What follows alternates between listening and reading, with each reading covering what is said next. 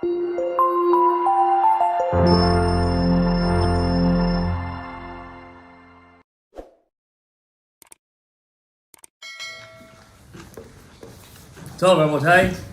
welcome to our Monday night shiur. Today, Hayom Tisha Asar Yom Lo Omer Shem Shnei Shavuot Chamisha Yamim. Today is the 19th day of the Omer, which is 2 weeks and 5 days. Our shiur is sponsored L'Atzlacha David Chai Ben Ekadam Pinchaso V'Mishpachto.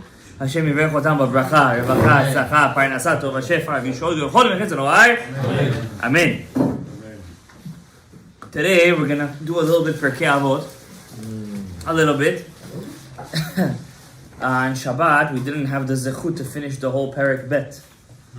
And we have to finish the whole Pirkei Avot. When we were younger, we used to finish every Shabbat the Perek of Pirkei Avot. Really, the minhag was to do every Shabbat. But then they minimized it till only the weeks between Pesach and Shavuot. There was, I think, correct me if I'm wrong, that also the Chabadnikim do it in the summer months, right? They do it from Shavuot until Rosh Hashanah. So they do it from Shavuot or Rosh Hashanah, and why they do that? Because the summer months, there's a lot of ta'avot. That's called a lot of ta'avot, and to awaken the Pirkei, to awaken your derech eretz, that you learn Pirkei Avot from Shavuot until Rosh Hashanah, which is the summer months. I used to do this minhag before I was married. Today I don't have time to do it. We barely have time to finish the Perek of Pirkei Avot on Shabbat when we do it together. There's so much to speak. Especially Perek Bet is a big Perek. But before we start, I want to speak about a second. There's the Tipa Shel Hayam on the days of the Omer. I know last week we spoke about the Omer. We spoke about Rabbi Akiva, Nadav Avihu. We spoke about Victor Miller. We spoke about Cain and Hevel. This week's parasha is Acharei Mot. Acharei Mot Shnei Bnei Aharon. Once again, we have Nadav and Avihu in our parasha. And I explained to you guys, whoever listened to the Patorah, the Abba Shiur, that the reason Nadav and Avihu passed away when they were very young and not married was because they were from Olam HaTohu. They were from the world, the premortal world.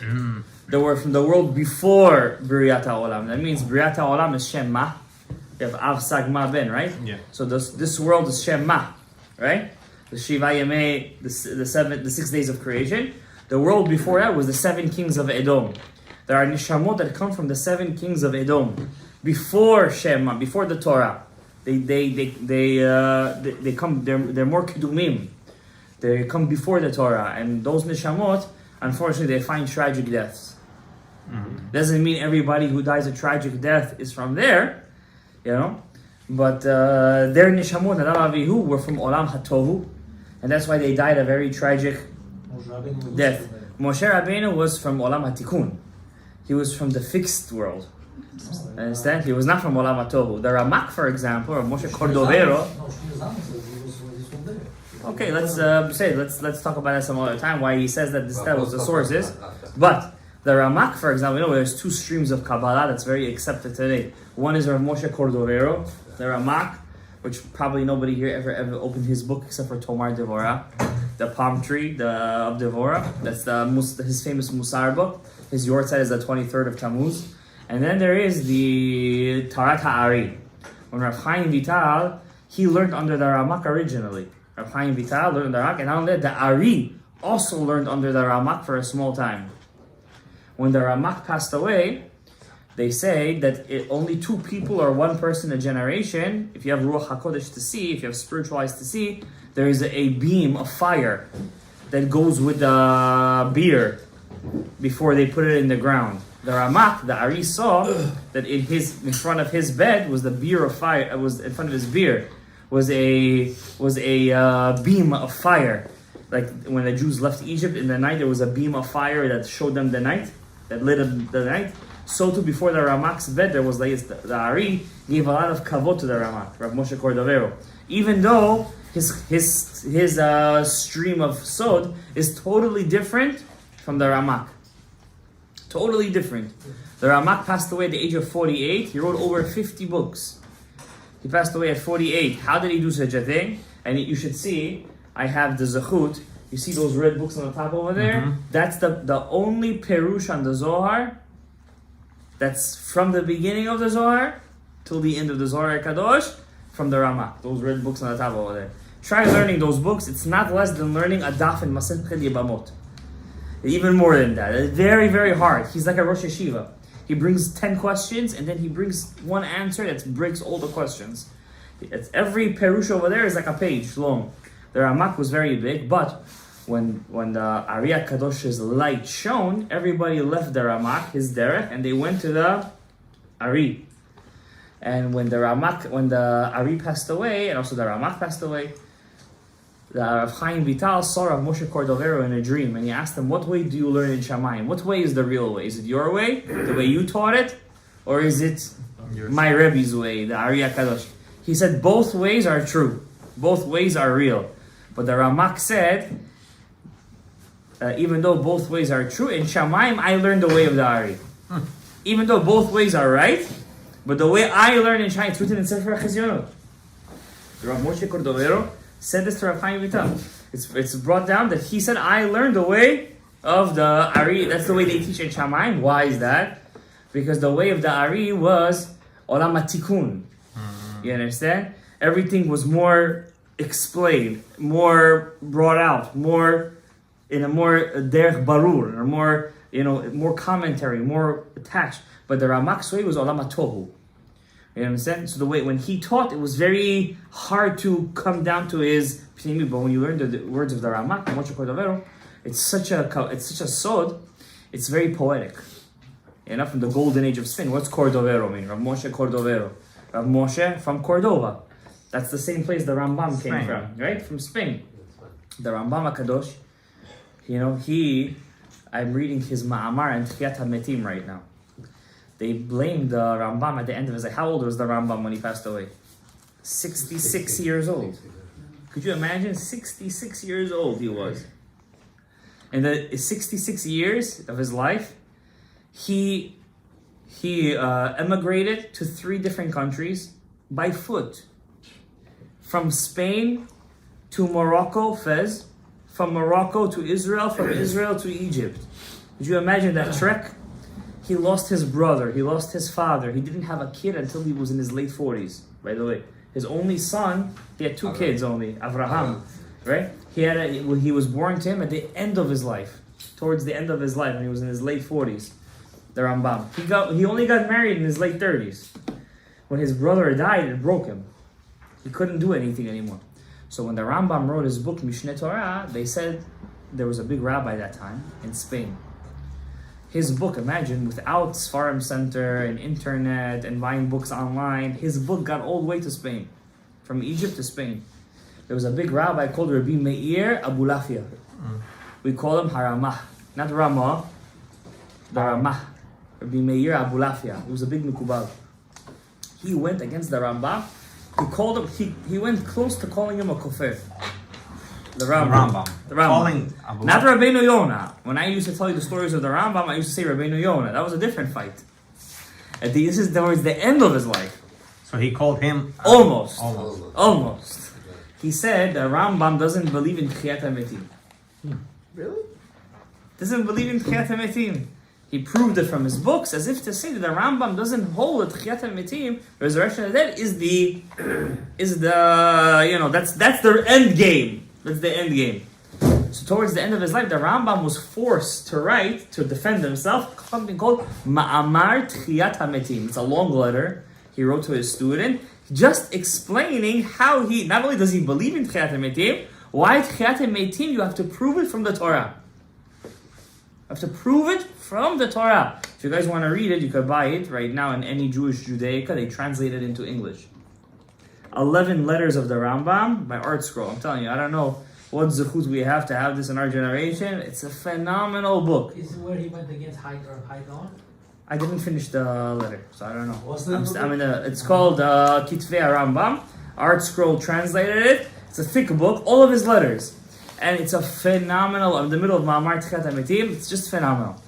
So all these things that happened until the Ari's time was called Olam HaTohu.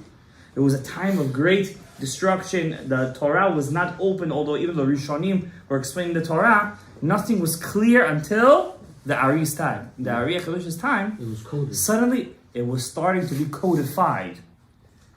Why? By the Rambam's Rebbe's Rebbe, the Rif. He was Moroccan. The Rif was from Morocco, Fez. When he was 75, he had to leave Morocco. Why? They called him a Duz. Imagine, the Rif.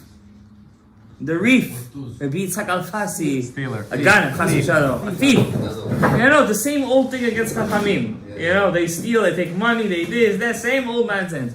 At the age of 75, he had to leave Fez and he moved all the way to Spain. In Spain, he opened up a yeshiva. They said from the time of Moshe Rabbeinu, there wasn't a yeshiva like this. That's what they say in legend. When he passed away, he had a student that was 26 years old. 26 years old. His name was the Sfaradim say Ri Megas, Ashkenazim say Ri Migash. Rabbi Yosef ibn Migash. This Rabbi Yosef, 26 years old, when the Rif passed away, he said, "This is my successor." And the Rif writes like this in his Sfarim.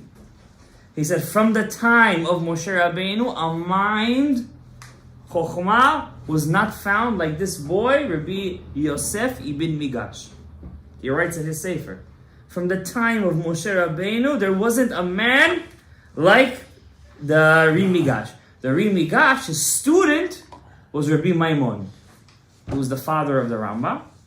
And Rabbi Maimon taught his son, Rabbeinu Moshe ben HaRambam. So when you learn the works of the Rambam, what you're really learning is the Torah Hari Migash, Torah Harif, and all the Torah of the Chachamim of Spain and Morocco, all the Sfaradim, Shayu Ma'az Me'olam V'adata. But nothing was explained b'derech hasod, which means there was a lot of fight. All the fights that you see between rabbis today is dupul, as they say, between what was going on back then. There was such a fight back then. Forget about sod. Philosophy. Could you learn philosophy? Till the Rashba had to make a cherem. Until you're a certain age, you can't learn philosophy. Why? If you're going to learn fight, then they say, "Amayinesh gach." Now you can say it. Understand? If you learn philosophy, the Rambam was probably one of the greatest neshamot that ever was created in the world. Why? I'm telling you this. If it wasn't for the Rambam, would the Shulchan Aruch write a Shulchan Aruch? No. If it wasn't for a Rambam, would there ever be such a thing as Jewish way of thinking? If he didn't start writing the Moreh Nevuchim, Guide to the Perplexed, would anybody ever write Jewish thinking to combat him? And he started a section that made the Torah grow. But when the Ari came up, that was always until the Ari HaKadosh. When the Ari came along, he started something called Olam HaTikun, the world of fixation. There's something beyond reason and logic. They say where logic ends, Emunah begins. That's what they say. Where logic, where the brain ends, that's where Emunah begins. Emunah is the keter. The Ari went deeper than that. He went deeper to the source. He went deeper than everything. He revealed the secrets of the Torah more than the Ramak. I'm nobody to say such a thing, but I'm just saying you what I read in the Sfarim, what I learned from people that I learned by. But all this, they all got from as a Masoret. As a Masoret. Now I'm going to tell you something amazing from the Ari HaKadosh. We all know that the Torah says that everything is based on what is judged and what is not judged but decided on what day of the year? Rosh Hashanah. We all know this, as if we all learned Masechet Rosh Hashanah. The Rashash, which is the Nitzotz of the Ari HaKadosh, says something. This is the Sefer of the Rashash. It's called Nahar Shalom. If anybody wants to see, to aspire to open up this Sefer one day. This Sefer, the Ari's work looked like simple things compared to the Rashash. The Rashash took the Ari and he blew it up in levels that you could never even imagine. Like if that's physics, this is quantum physics. And then on this, there's a Torah Chacham, which is astrophysics. Right? The only thing above this is metaphysics. Okay. So the Rashash says something else. What does he say? In Daf Lamed Gibet, this is dealing with our days of the Omer. Something beautiful. He says like this. He says, I'm going to find the exact place for you there. He says, during the days of the Omer, you're not allowed to make kavanot, he says. What? You're not allowed to make kavanot during the days of the Omer. Meditation. Kavanot, connections, meditations, whatever the case you want to call it, the inner meetings, the sodot, you're not allowed to do this during the kavanot, during the days of the Omer. Except during the bracha of Sfirat Omer. Sfirat Omer. He says like this. Mi ze arev el libo. Who could dare guarantee his soul, his heart, he says. Beseder kavanat tefillah. In the ways of the kavanah of the tefillah. Shehem misudarim l'shar yemot hashana. Which are made for Shabbat during the week. Lekavnam batfilot diyamei Omer. To have their kavanah in the days of the Omer. Bevadai zeh. This guy for sure, avono yisa. He will carry his avera. That lashon was set to Cain when he killed Avot. Ki et kodesh Hashem chilel. He has desecrated the holiness of God. Hear what he's saying over here? By doing kavanah? By doing kavanah during the Omer. This is what the Rashash says, Rav Shalom Gadaev. Latet achiza lachitzonim. By making kavanot during Sfirat Omer, you're giving an achiza. You're allowing the klipot to take your kavanot. Wow. To that extent. You're feeding them. You're feeding them with kedusha. B'kedusha. Not your cover. Upogem, and you are doing a pegam. B'neran shelo, in your nefesh, ruach, and neshama. Wow. Ubechol tfilotav, in all of his tfilot. Bechol torato, and all of his Torah. Bechol mitzvotav, and all of his mitzvot. Uma'asav atovim, and all of his good deeds. If you do kavanot, when I say kavanot, I'm talking about kavanot hari akadosh, like deep kavanot. Not the pirush milim. I'm talking about deep stuff, like, you know what I teach you guys, Eke Havaya, Absag Maben, all this stuff. Things we don't apply. Things. So who am I teaching to? Myself? I'm reviewing it, you're saying. Okay. שיעשה בכל השנה בכולם ילך חשקים כי יתאחזו בהם. Because he says, if you're going to do kavanot during the Omer, not only are you going to make a pegam during the Omer, you're going to make a pegam for the whole year. But I thought Rosh Hashanah was on... was in Rosh Hashanah. In 6 months. What's going on over here? Rashash, Rabbeinu Rashash, teach us. Kivan shenatan lehem yad b'yamim elu. Because you gave them a hand during these days. You gave them a lifeline during these days. Now is the punchline. This is something that nobody will ever teach you. Why? Because they don't know. This might be the first time this is being said on YouTube, online, and on the internet. Ki bepesach v'yamim elu, on Pesach, and these days, which is what days? Omer. The Omer. Hem shoresh, they are the root, lechol yemot hashana, for the whole year. I'm not saying this. Who's saying this? Rabbeinu Harasha. Ubederech sheolech ba, and in the way that you will go during these days, molichim oto kol hashana kula. That's the way they're going to treat you during the whole year. Yes, on Rosh Hashanah they decide how much parnasah you're going to make. How much, if you're going to buy that house, if you're going to be this, going to be that. But, that's the end game.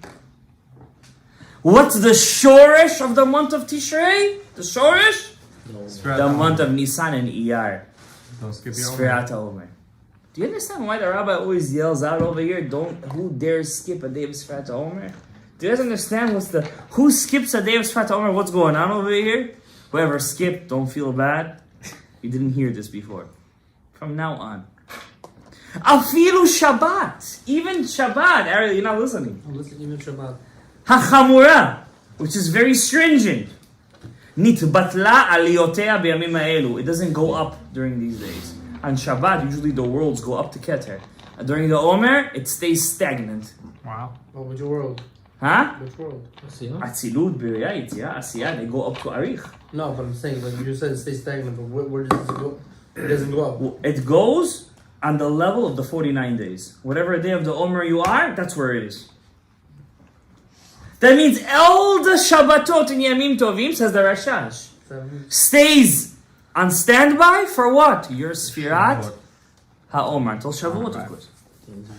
Ve'ein aliyat olamot kish'ara Shabbat yemei hashana, and the worlds don't go up the way the rest of the Shabbats of the year during Sfirat HaOmer, because all the worlds wait, all the olamot wait until you kiviyachol. I love saying that word. That's a very political word. When you say that word, you save yourself. Kiviyachol, as if they all wait for that bracha you say. And Gabriel said it today with such kavanah and such conviction. That's the way. You know that's called what you did over there? That's called ri'uta deliba. That's called doing it with atach didil, ri'uta deliba, doing it with excitement. That's the real way to do it, by the way. That goes above kavanah. That goes above. He doesn't have to dance. That was more than dancing. He danced for him, by the way. That's called atach. That's called b'shem Hashem. It's called b'tem ri'uta deliba. That's the real way to do it, by the way. They all wait for something. Now, I'm going to tell you something else. I can't find it right now. You're going to have to forgive me. I'm going to tell you something else that Rasha says. Now, I'm only sharing this with you guys because today I got a special sefer that I've been waiting for many years. I was always mitlabet to get the sefer. I finally got it. I feel b'kedusha, b'tahara, and I feel like I'm ready to tackle the world. The Rasha says, what am I supposed to do to cancel those chitzonim, those klipot, their achizah? Remember, whatever you do, you run away? No. What is the burning bush over here? You don't have to run away. It says what you have to do to cancel, because remember, what you do during these 49 days is the shorish, the kol hashana. You know, we go crazy on Rosh Hashanah. You ever see people on Rosh Hashanah? They have kavanah on that day. Admit it or not, people have kavanah. Whoever comes to shul has kavanah on Rosh Hashanah. They do. Now, this year coming, by the way, Rosh Hashanah is going to fall out on Shabbat, if I'm not mistaken. There's no shofar. You have to have extra kavanah. Because the shofar, we need that shofar. We need it. And we're not doing it. Because the mitzvah Rabbanan cancels out kiviyachol. But I don't want to get into the halachic thing over there, because it's a safek, chumrah, shema yotzi b'Shabbat. I don't want to get into it right now. The Ramban would blow the shofar on Shabbat, the falls on Rosh Hashanah. We don't follow the Ramban on this case. So we just keep going on the Musaf? Yeah, look, somebody's happy. No. Yeah, we just keep on going. You're smiling. Yeah, we just keep on going. So this year, Rosh Hashanah, we just keep on. 15 minutes extra. 15 minutes, no, it's about 45 to an hour extra. Whatever they get. What do you mean? You rather take that 45 minutes for the shofar than who knows what's waiting for you to be mevatel the chitzonim. But Sunday you still get it. We do double on Sunday. How was that? Shabbat takes care of it, right? It doesn't work like that. Oh, no? No. So we're missing it. Oh. The Mekubalim HaKadoshim Shel Yeshivat Bet El, they would be mekaven, the kavanot without the shofar. Okay. And that's what they would do. I mean, I hope that, who knows if that, they have the masoret to do that. I don't know. I say, we're still very young. We still don't know what we're doing. We're still very confused. You understand? We're babies. But the Rashash, Rabbi Rashash says, how do you mevatel the achizat achitzonim for the whole year? So depending on the Sfrat Omer. So he says like this. The Rabbi Rashash says, Sfrat Omer must be said as soon as the night kicks in. You shouldn't take your... Now, I'm teaching you this right now. You might say, oh, he said a trivial thing. I'm going to remind you, Lahavdil Elef Havdalot, when Naaman, Sar Tzava Aram, the general of Aram, when he came to Elisha, and he said, my father, the prophet, he gave him kavod. Imagine Naaman, big guy, leper. Imagine how scary he looked. He must have looked pretty scary. And he's coming to a Navi, so imagine how Elisha looked. Oh, frail, from fasting. Well, who knows what he would do? And he's telling him, Avi, my father, take my leprosy away. And Elisha invited him, by the way. And he tells him, he doesn't even go out to greet him. He doesn't come out the door even. He says, tell him, dip in the Yarden, in the Jordan 7 times, and his leprosy will go away. Sarah. Now, I'm here, what? I came all this way to here to dip in water 7 times? I'm going to go to Damascus. I have rivers over there, hot springs. Tov kol nahare Damasek min naharot Israel. I need to go to, what's the street he says? Look at the goy. His servants tell him, Davar gadol diber elecha hanavi. Don't be mizalzel in these small things. Do it. See what happens. Why are you mizalzel? He did it. He dipped 7. He didn't even see the navi. He dipped 7 times.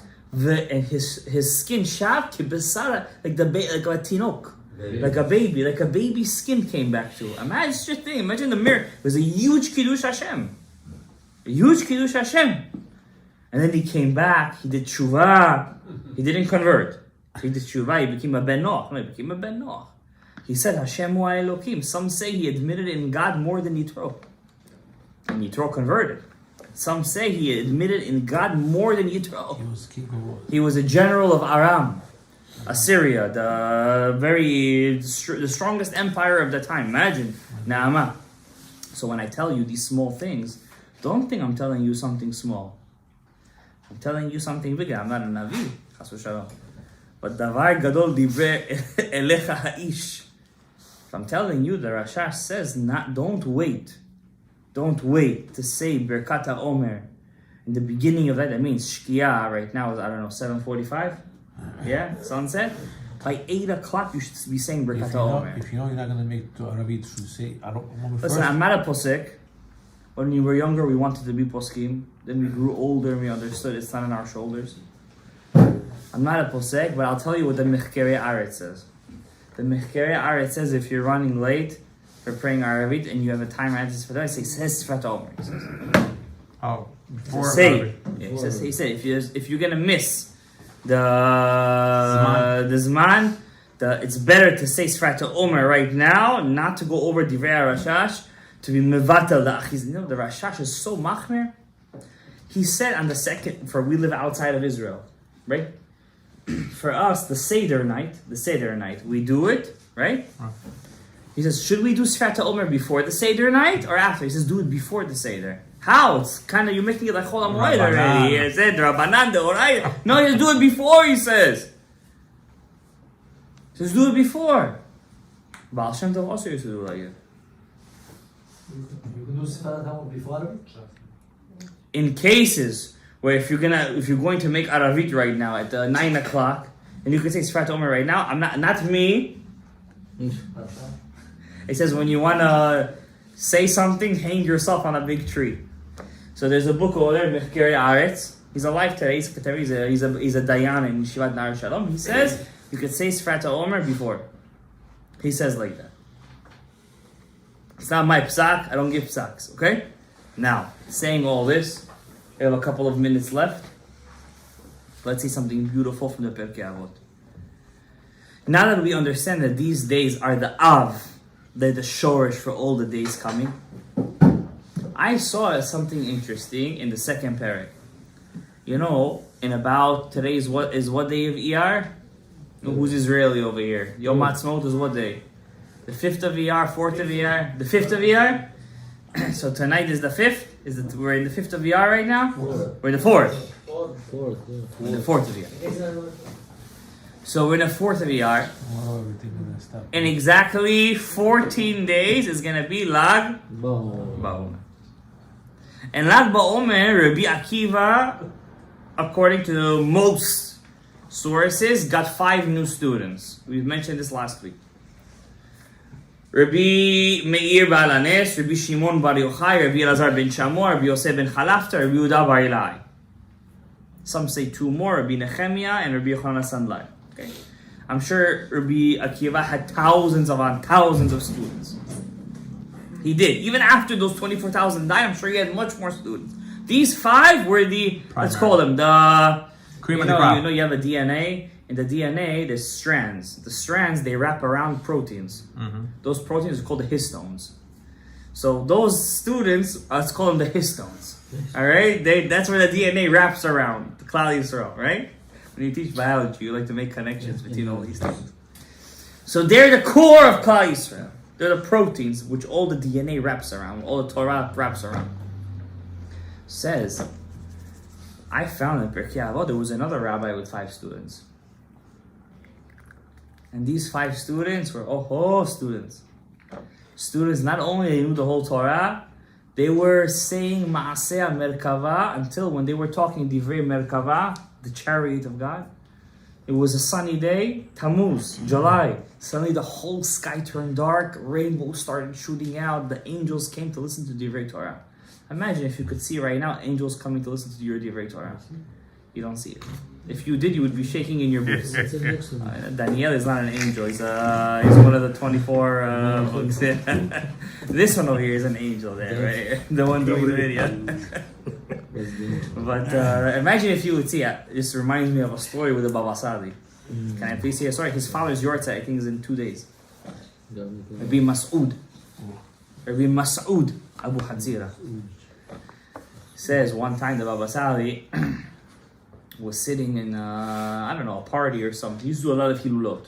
He wouldn't eat if it wasn't a hilula, meat at least, because it has to be bikdusha.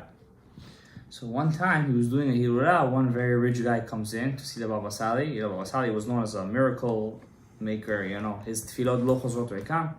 The guy comes in, and Baba Sali starts to get very agitated. Tzemikan, get out of here! I don't know if he said tameh, but get out, I don't want to see your face. Kicks him out. So the Astur said afterwards, listen, Rabbi, how could you embarrass such a guy like that? It's not being liberal. You have to be, you have to care about people's feelings over here. You understand? How could you embarrass? The Torah says, Hamalbin pnei chavero b'rais. Let me tell you a story about my grandfather, Rabbi Yaakov. He said one time he was in a Sheva Barachot. And the Sheva was in Morocco. It was small villages. Was invited the president. The president comes in and he starts to yell at him, "Get out, Tameh, Tameh!" So they asked him, my grandfather, "What did you see that you kicked him out?" He said, "I saw by him that the night before he did an avera with an Eshet Ish. And there was Malachei Chabala walking in with him. So I'm going to sit in a Seudah with Malachei Chabala." So I said, "Tameh, Tameh." I wasn't talking to him. You guys thought that was embarrassing him. I wasn't talking to him. I was speaking to the Malachim that were coming in with it. I said, "Tameh, Tameh, get out." Baba Sai said, that guy, he only saw 2. When this guy walked in, I saw thousands of Malachei Chabala walking in with him. I'm not going to kick him out. Malachei Chabala is destructive forces, destructive angels. He saw 2. I saw thousands walking in with him. Huh? Who knows what he did? So, when a person learns Torah, of course, right now surrounding us there is kedusha v'tahara.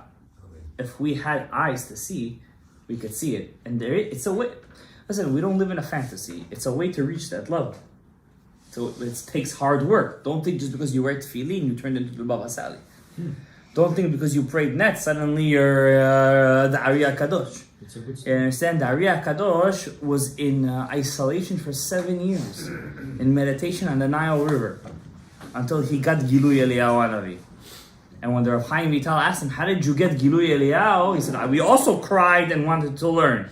"Yeah, but you didn't cry like me," he said. That was his answer. You didn't do it like me.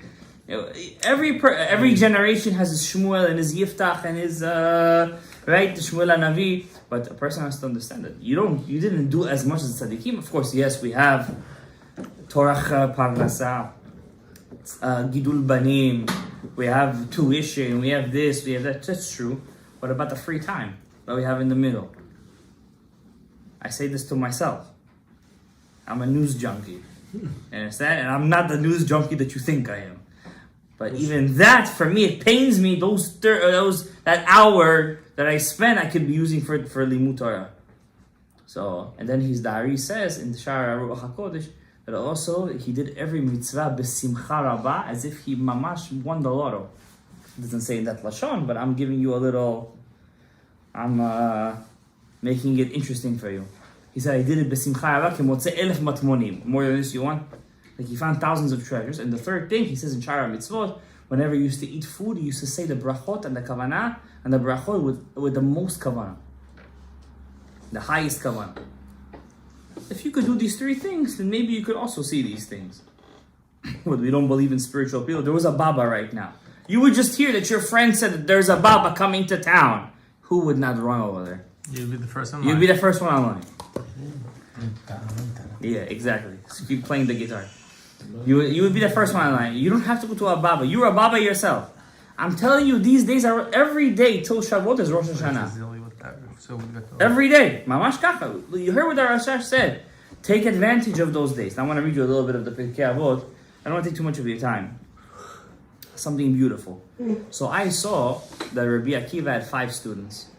Rabban Yochanan ben Zakkai, his Rebbe's Rebbe, Rabbi Akiva's Rebbe's Rebbe, also had 5 students. Interesting. He had 5 students. He had Rav Yosef and Anaf Avot. I don't know. I think they translated this book in English. I've read I'm not going to say many, a couple of books on Pirkei Avot, Perushim. I have never read a more interesting, full of stories, full of mashalim, but really he interacts with you, sefer, as this sefer on Pirkei Avot. It's called Anaf Avot of Rav Yosef. I don't know if I think they translated it in English. They translated it in English. I never read the translation, but I'm telling you, this sefer, you can never go. It's like story after story and the explanations are so sweet and short. It's a beautiful sefer.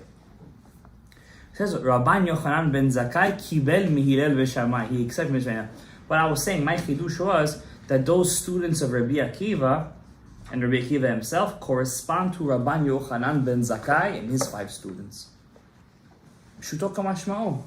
Because we see, but they said too, right? And we see by Rabban Yochanan ben Zakkai's students also there was fight between them.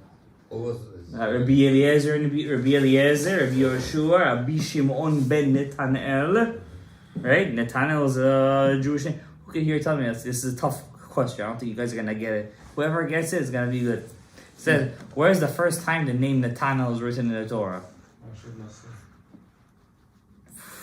If I underestimate you guys. Which Nasi? I'll give it to him anyways. Huh? Which one? Anybody know which Nasi? It's Ben Suar. No, Netanel Ben Suar. Which Nasi was it? Which Shevet? Shevet Yisachar. Netanel is a legitimate Jewish name. It's also it's a name in the Tanakh itself. My name, for example, is not written in the Tanakh as a name. It's written as a verb. Yeah, it's not written as a noun. So, so the Rabbi Shimon ben Netanel, Rabbi Yosef HaKohen, who's the favorite? Rabbi Eliezer, Rabbi Yoshua, Rabbi Shimon ben Netanel, Rabbi Yosef HaKohen. Who's the 5th one? Let's see what he says over here. How could I miss him? He's the biggest one. Rabbi Elazar ben Arach. Rabbi Elazar ben Arach. The Pirkei Avot said if all the Chachamim of that generation were standing on a scale, and Rabbi Eliezer ben Hurkonus was on the other scale, he would outweigh all of them. But Abba Shaul says no. But if Rabbi Eliezer was with all of them, including them, and Rabbi Elazar ben Arach was on the other scale, he would outweigh them with Rabbi Eliezer ben Hurkonus. So that's what I wanted to tell you. I'm going to read you just the Pirkei Avot. I'm going to give you that explanation on that specific Mishnah. Rabban ben Yochanan ben Zakkai kibel b'inei l'shamai. Remember, we had the whole hierarchy of the Chachamim. We have Rabban Yochanan ben Zakkai. Rabban Yochanan ben Zakkai, he was a student of Hillel v'Shamai. Hillel and Shammai, they had 120 students. Rabbi Yochanan ben Zakkai was the youngest of them. Not the youngest in Chokhmah, youngest in age, the smallest in age. But just like the Rif chose the Rimigash, so too Rabbi Yochanan ben Zakkai rose up to be the Nasi of all the students. Who was the oldest student? Yochanan ben Uziel. He was the oldest student of Hillel Zaken. Yochanan ben Uziel. He's the famous Perush on the Tanakh. Rabban Yochanan ben Zakkai had 5 students, and he himself would say like this: Im lamadeta Torah arbe. Baruch Hashem, you came Monday night to the shiur, you heard about an hour and a half of Torah. Wow, you leave the place. Listen, I was mekayim today, kavata itim, That's why if they're gonna ask me a kavati itim Torah, you're gonna say yes every Monday night. Kavati itim Torah. You didn't say kol yom. You said kavati itim kol shavua. Monday night, hour and a half. He says, if you did that, al tachzik tova la'atzmecha. Don't pat yourself on the back. This Mishnah is not for this generation. Because this generation, you just go, they put you on a pedestal over here. Wow, you did like this. He says, no. Im lamadeta Torah, if you learned a lot of Torah, al tachzik tova, look at me, al tachzik tova la'atzmecha. Don't pat yourself on the back. Kol hakavod asiti. Guess what? That's your mission in life. That's what you're supposed to do. It's like you're going to work, and you're being a doctor. And you check the key, the stethoscope, you prescribe it, like, wow, I prescribed, I did something. What a productive day. Wow, what a productive day. I was getting paid to do. You understand? That's what it is. Now, I know that in this generation, it's a bit not like that. Why? In this generation, our avodah is to look at the good inside every one of us. You see, we're the feet of Adam HaRishon. We're at the soul. I think we're at the fungus already. Yeah, exactly. We're at the athlete's foot already. Yes, and we're that deep in the shmutz. So when a person does something good today, he has to give himself a good pat on the back. He must. Either Rabbi say whatever he says is Torah Moshe Misinai, but a person shouldn't say, okay, so that's it. I'm a krum guy. I'm done. It's my mission and that's it. I'm just a robot. These days, people, since they're the eikev, we have to give ourselves life. To give ourselves life, and that life is to see the good inside each other. When I say each other, I'm not saying each other like this. I'm saying at ourselves. You got to look at the good in yourself. You pray Shachari today, you have to say Kol HaKavod Lecha. You have to say that, because let's be honest with each other.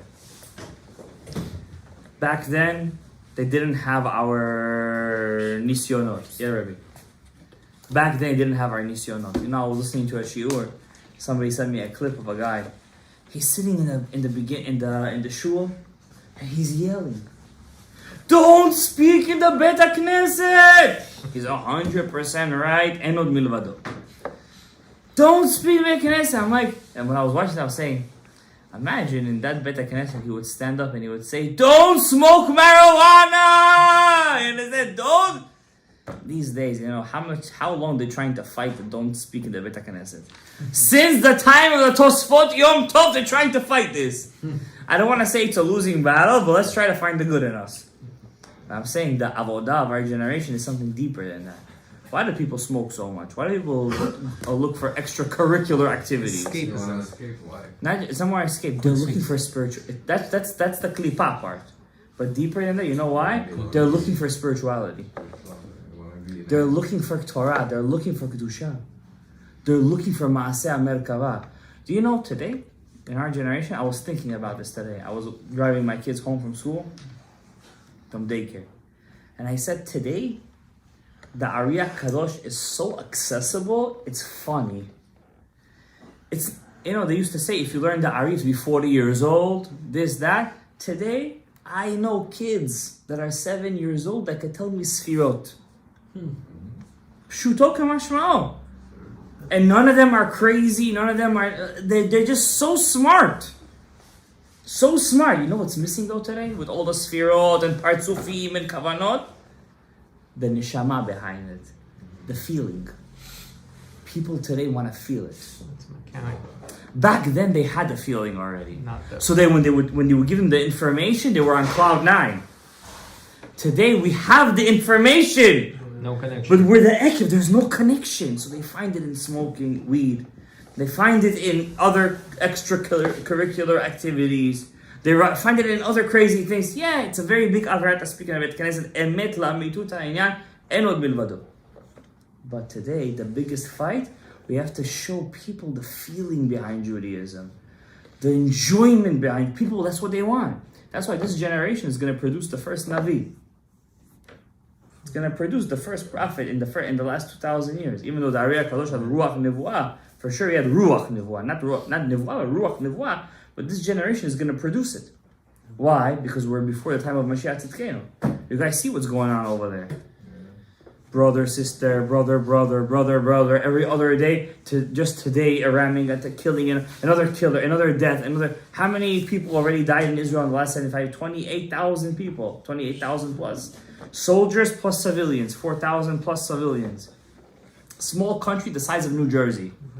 You understand? People are fighting each other, brother versus brother, Tel Aviv versus the whole Israel.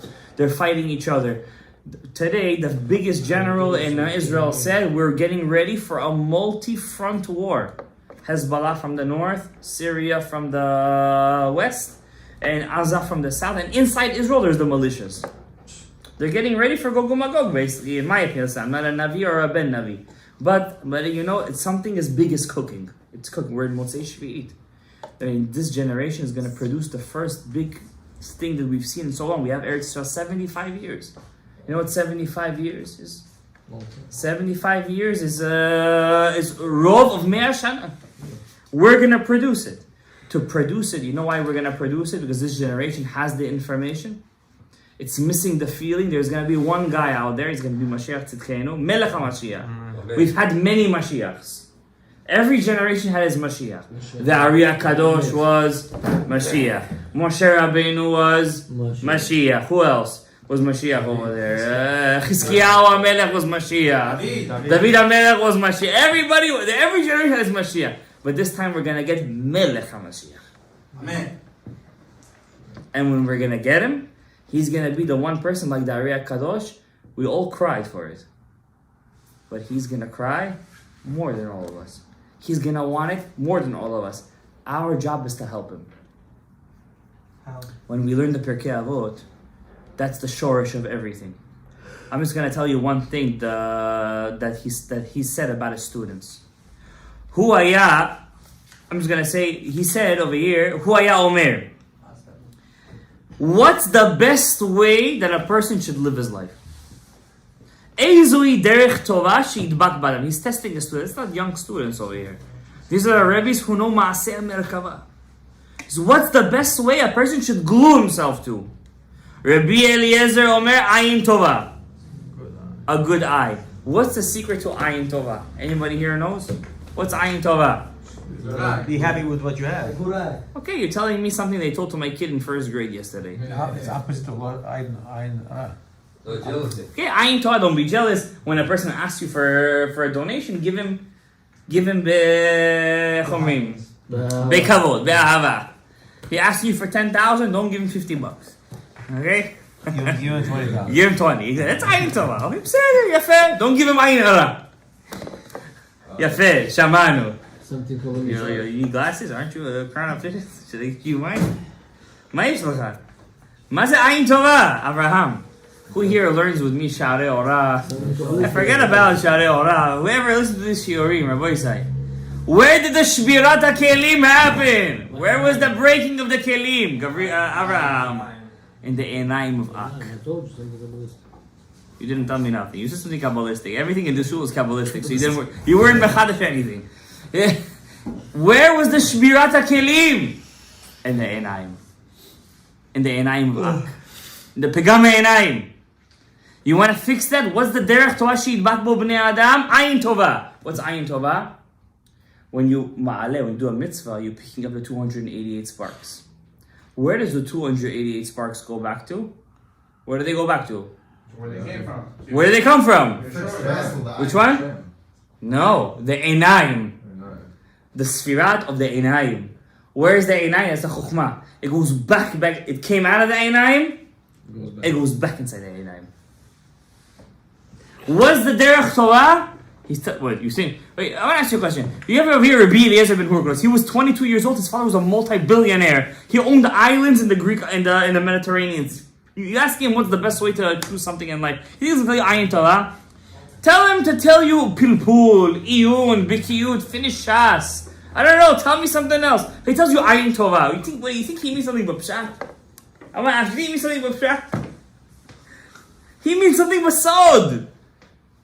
Something deeper he's telling you over here. Ayin Tovah. He's telling you take the Rapach Nitzotzot, bring it back to the Enaim. Know the derech of Aliyat Man v'Yiridat Mad. When you do a mitzvah, know what you're doing. Do kava? No. That's what he's telling you to do over here. It reminds me of something from the Stipler. The Stipler, I don't know, don't catch me by the story. I think I heard it with the Stipler. He was once passing and he had to wear glasses to see something. So they asked him, why are you wearing glasses? Gabriel, why do we wear glasses? You see better. See better? No. We wear glasses, he said. One time when I was younger, I was passing by a newsstand. And I saw over there a newspaper that was, and it was not like our newspapers, trust me.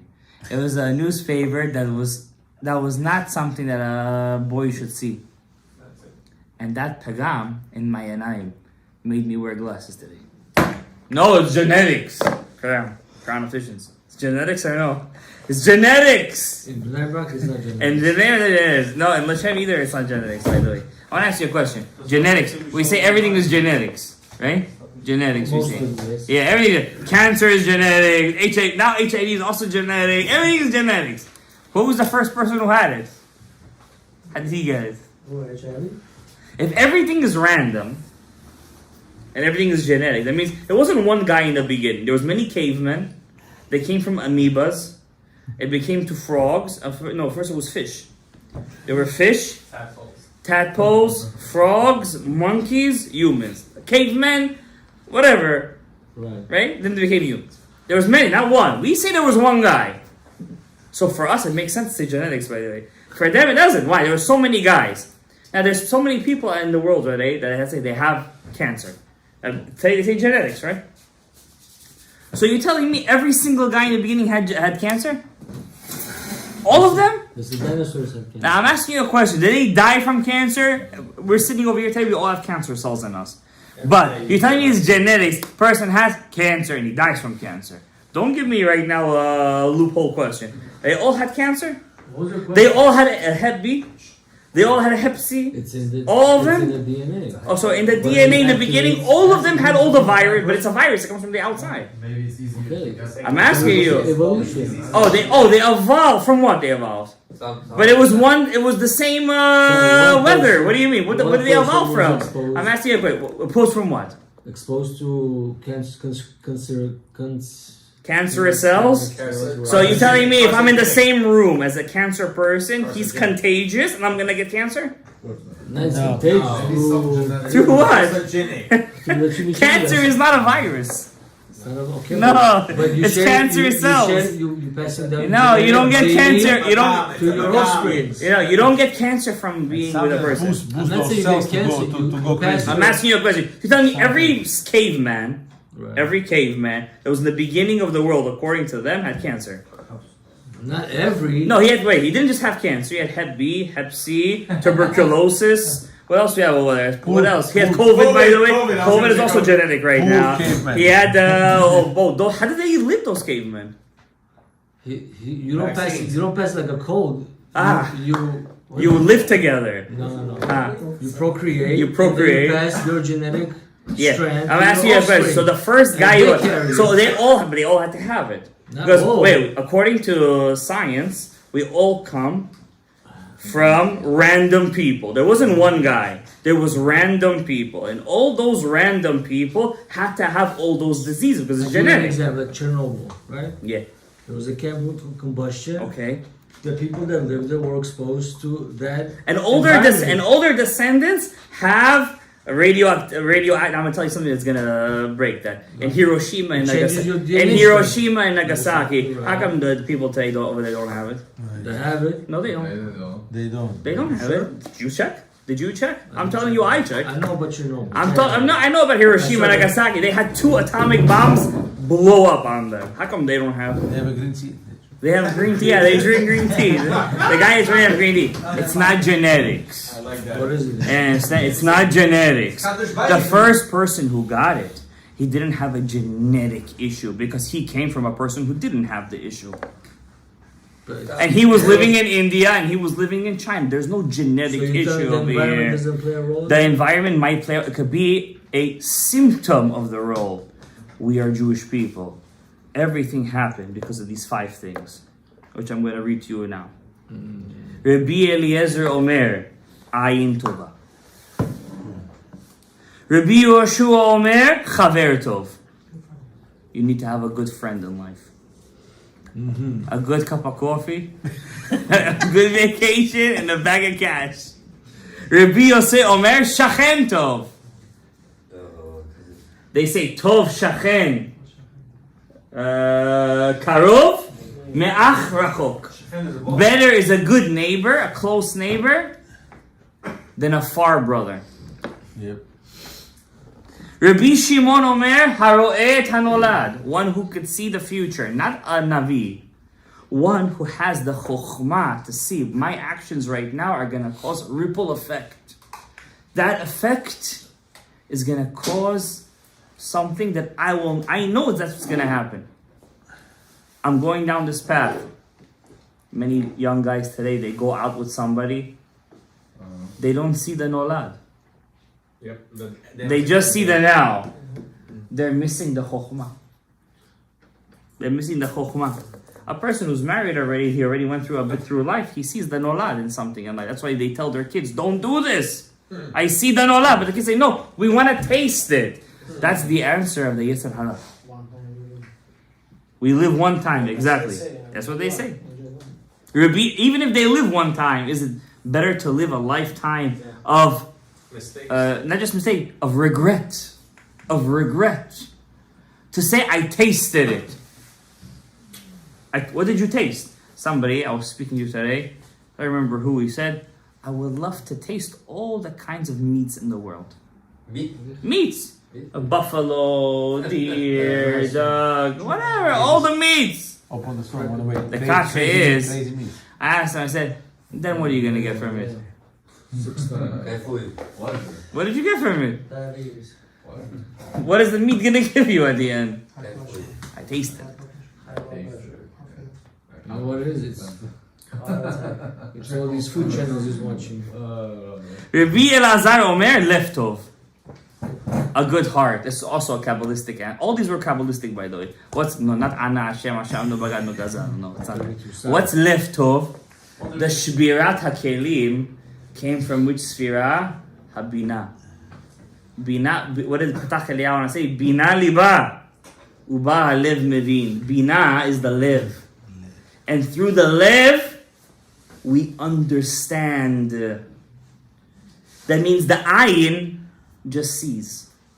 But the lev, it's not talking about an actual lev, by the way. Yeah. In Hebrew, lev actually means part of the chokhmah. It's part of the brain. And it's part of the chokhmah.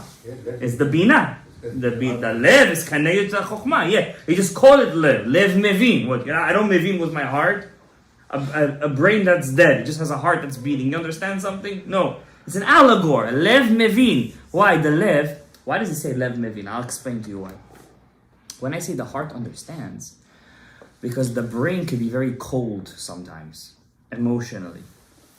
But the heart gives it that flavor. Right? When I get excited, if the brain is excited, he doesn't show it in the body. He's very cold, right? It's cold. But the heart starts to beat harder. And then you start to get excited.